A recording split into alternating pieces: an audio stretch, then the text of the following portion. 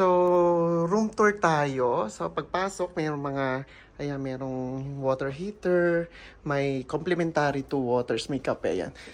Yung sikat na brand din sa mga BL series, yung Super. Then, lagay ng mga compartment. May isa tayong TV, split type aircon. Meron tayo dito, ayan, vent mirror. Then, may balcony tayo dito. Ayan. Then, meron tayong isang large bed, extra pillows. Then, CR check. Okay, ayan, may lavatory. Common, may bidet.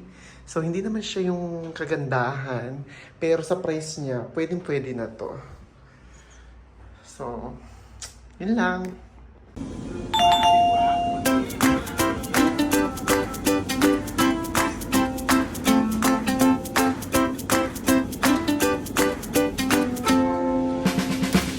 Yan ba yung anong para may gobyerno yung logo?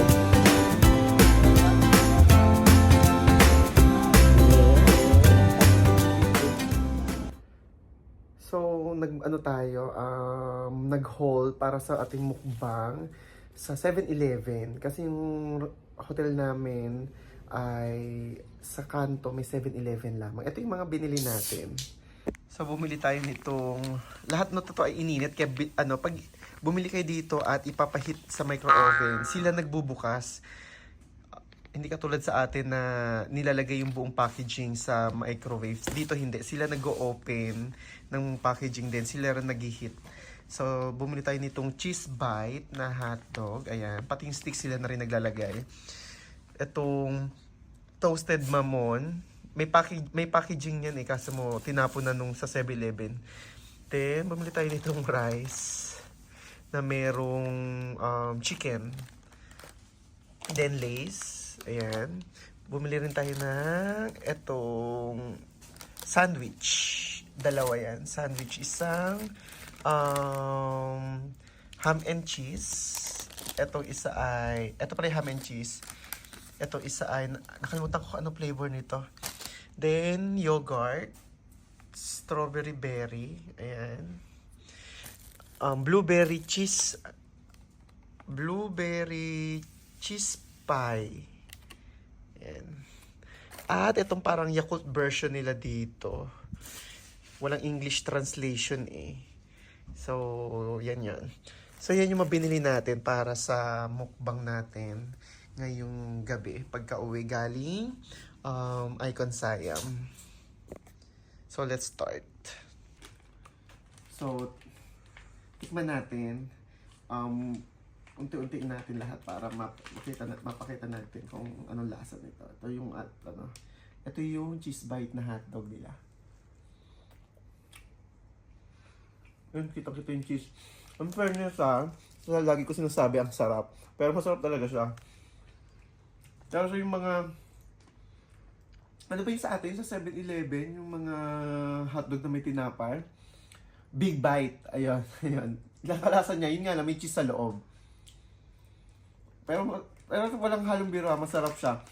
Ibabalik ko lang kasi para tikman natin yung iba pa para sa ating, para malaman natin sa vlog kung ano yung masarap sa mga ito. Next, try natin itong toasted nila. Toasted, parang toasted mamon. Ayan.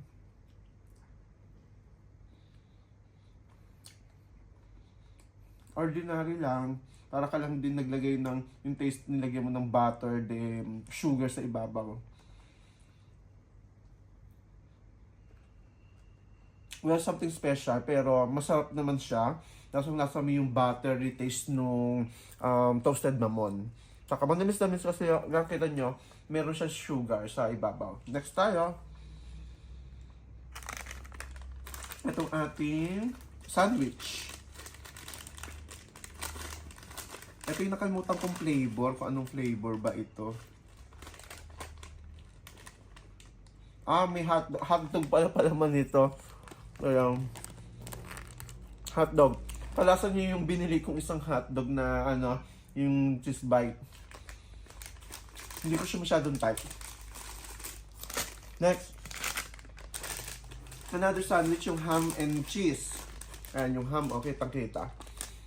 Hindi siya, unang kagat pa lamang, ay talagang mayroon talaga siyang palaman. Ayan, ham and cheese. Ito, mas bad ko to kaysa kanina sa hotdog yung palamang. Ang sarap niya. Nagme-melt yung cheese. Siyempre, microwave yun sa 7-Eleven. Next try naman itong konting rice. Ewan ko bakit bumila ko ng rice. Para kasi naakit ako, sabi ko kakaiba yung lagayan kumpara sa atin yung para may plastic foil na plastic wrap na tinatanggal sa ibabaw. Sa kanila ito parang baunan sa nung elementary ka. Parang ganun yung datingan niya. So ito yung, ayan. Ito yung itsura niya. So ito ay chicken. Try natin.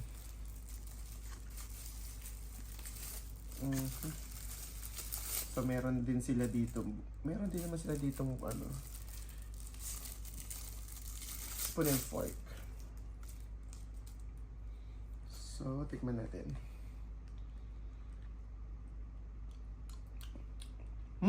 Masarap pa. Medyo may kagat lang ng konting anghang. Alam naman natin sa Thailand mahilig sa mga spicy food. Sarap din yung kanin. Papatayo ng chicken. Sarap siya. Ang kalasa niya ay ang kalasa sa atin to. Parang pinato yung adobo, ganun, na manok, ang lasa. Nalagyan mo ng konting sipang anghang. Ganun yung lasa niya. Okay, next muna tayo para makarami tayo ng ng review natin. Mamaya na natin ubusin yan. Sa dessert tayo. Yung ating blueberry cheese pie. Paano ba to open? May sticker pa pala siya.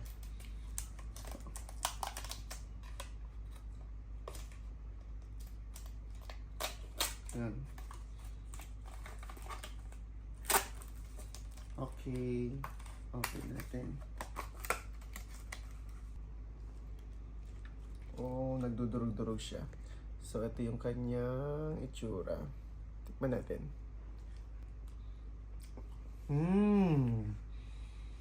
Since blueberry siya, una mo malalasahan yung pagka-blueberry flavor niya, yung maasim-asim. Then, yung pagka-cheesecake niya ay lasa niyang kalasa niya yung mga sa mga coffee shop sa atin sa Pinas. Pero masarap siya.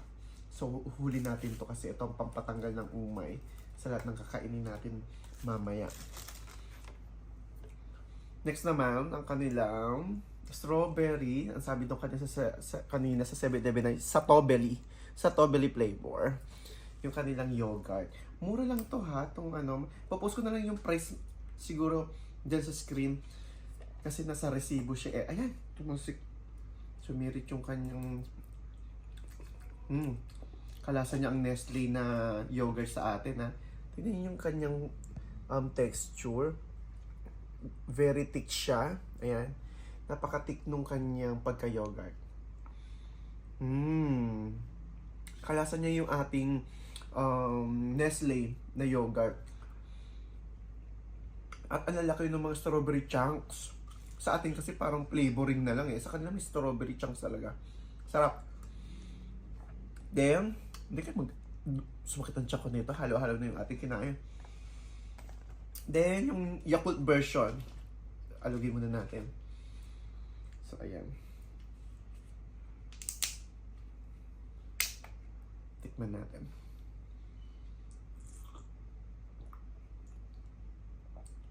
Lasang Dutch meal.